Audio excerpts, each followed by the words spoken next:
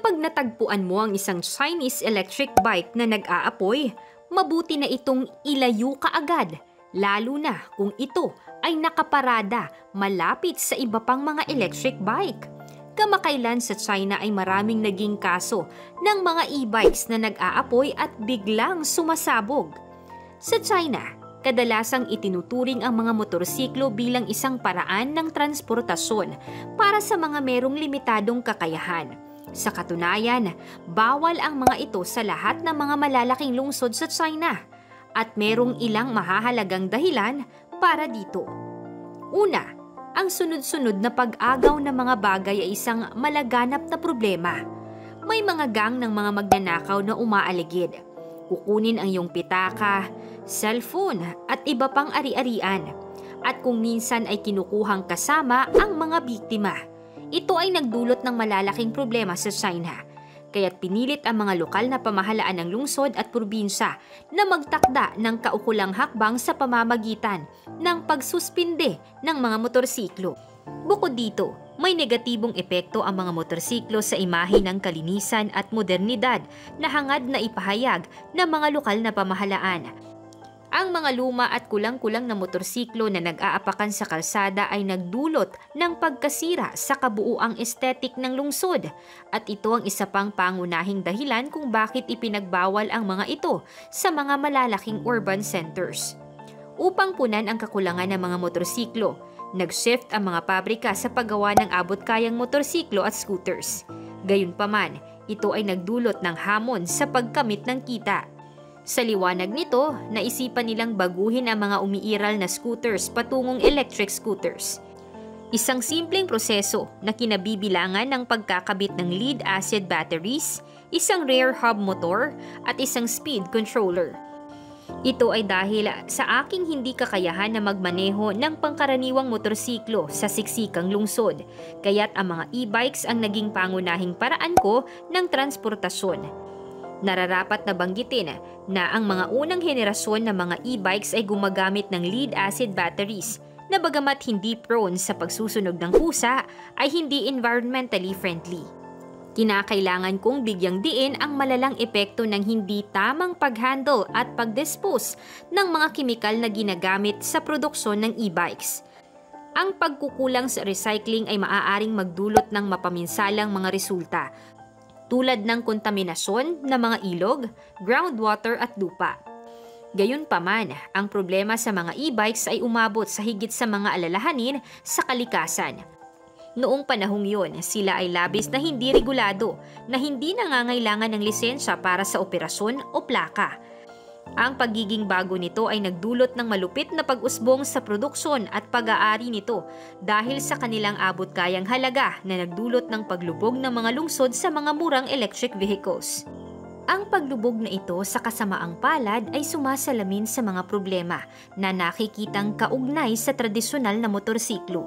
Ang pagkalat ng mga e-bike ay nagdulot ng traffic congestion at lumikha ng imahe ng pagbagsak ng mga lungsod, kung saan ang mga luma at maluluma na e-bike ay pumalit sa motorsiklo bilang pangunahing paraan ng transportasyon. Bilang tugon sa mga problemang ito, nagsagawa ang gobyerno ng China ng kampanya para kumpiskahin ang mga e-bike. Kung minsan ay nagtatayo ng mga roadblock at itinatransport ang mga sasakyan na ito sa mga truck. Ako mismo ay naulila sa aking sariling bike sapagkat walang malinaw na alituntunin hinggil sa mga modelo na pinapayagan. Pagkatapos nito, ipinakilala ng gobyerno ang mga paghihigpit na nagpapahintulot lamang ng mga paggamit ng mas maliit at foldable na mga modelo ng e-bike sa ilang mga lugar.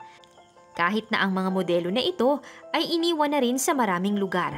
Bilang resulta, nagsimulang mag-ambon ang malalawak na mga lugar na puno ng mga iniwang electric bike. Ang mga lugar na ito ay nagsilbing mabigat na patunay sa mga hamon ng recycling ng mga e-bike, sapagkat ang gastos at pananakot para sa tamang disposisyon ay nagpapigil sa mga individual at maging sa mga lokal na pamahalaan na kumilos. Ang pag-urong na ito sa proseso ng recycling ay nagdadala ng panganib sa kalikasan, na may panganib sa mga sunog sa mga sementeryo na ito na nagdudulot ng katastropikong pinsalang pangkalikasan. mas madalas at malubha ang mga sunog habang ang industriya ay bumaling mula sa mga lead-acid batteries patungong lithium-ion batteries. Parehong teknolohiya na matatagpuan sa mga cellphone at iba pang mga elektronikong aparato. Ang pagbabagong ito ay nagdulot ng mas mataas na pagiging volatile sa mga e-bike, lalo na sa mga kaso kung saan kulang sa kalidad ng kontrol at pagmamantini, gaya ng maaaring makita sa mga footage. Ang mga bikes na ito ay madalas na minamadali ang pag-a-assemble sa iba't ibang mga pabrika. Walang sapat na kontrol sa kalidad, kaya't minamadali ang pagkakabit ng mga bahagi. Ang mga vibrations na resulta nito kasama ang hindi maayos na itinatali ng mga batteries ay nagdulot ng mapanganib na posibilidad ng mga kalamidad kasama na ang mga sunog. Ang isyong ito ay hindi limitado sa China lamang. Sa katunayan, kamakailan lang may 4 na nasawi sa New York dahil sa isang insidente sa Chinatown. Ang isang tindahan ng e-bike sa lugar ay nagmamaneho ng pag-aayos at pag-charge ng mga Chinese electric vehicles. Sa di kapani-paniwalang paraan, isang mababang kalidad na battery na kanilang pag-aari ay nagliyab na nagdulot ng malaking sunog na sumiklab sa tindahan at apektado pa ang mga apartment sa itaas nito. Ang mga bunga nito ay malupit na nauwi sa pagkamatay ng 4 na tao.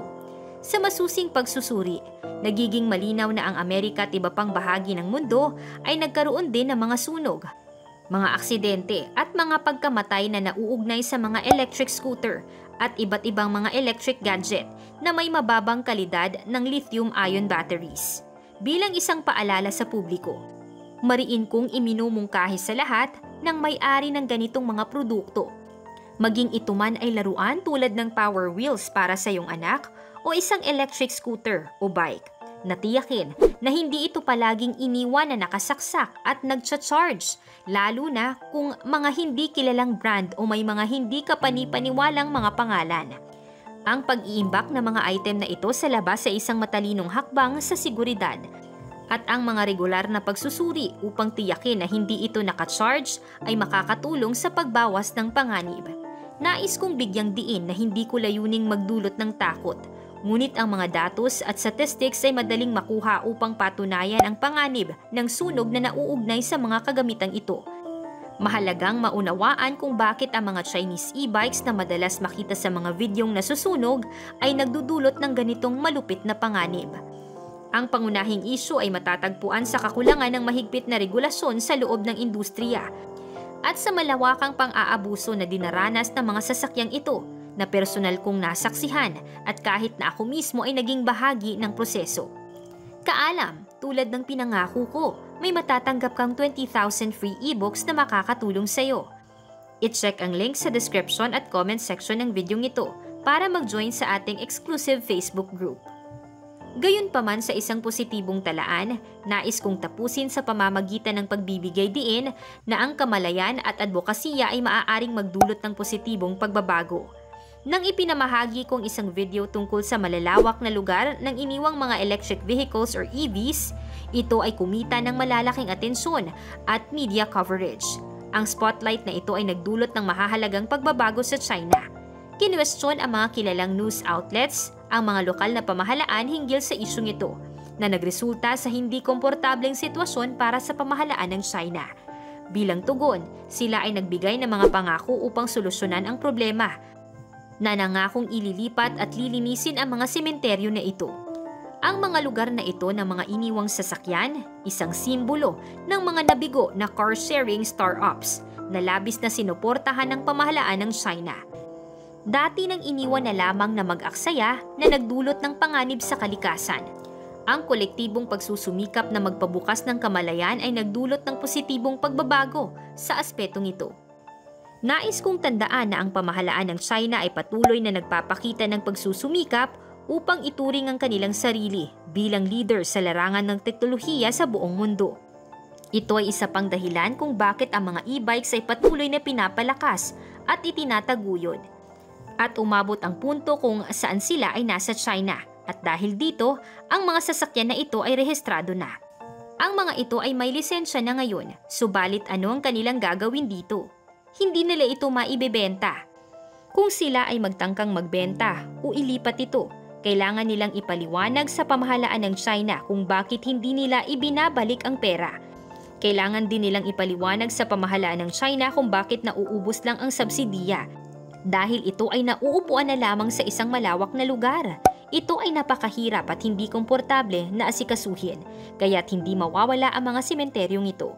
Hindi ito nakaupo na naghihintay para sa isang uri ng arbitration sa korte hinggil sa sino ang hahawak sa anong ari-arian. Ito ay sapagkat ang mga ito ay binili at binayaran na ng pamahalaan ng China mula sa mga kumpanyang nag-produce ng mga sasakyang ito at inilagay na lamang sa isang malawak na lugar nang hindi na maaaring maging viable. Kaalam, anong masasabi mo sa ating nakakamanghang topic ngayon? Anong masasabi mo sa mga e-bikes ng China? Aantayin kong sagot mo sa comment section. Huwag mong kalimutang i-like ang ating video at mag-subscribe ka na rin sa ating channel. At siguraduhin na panoorin ang next videos na siguradong magugustuhan mo. Ito ang inyong kaalam na nagsasabing, knowledge has a beginning but no end.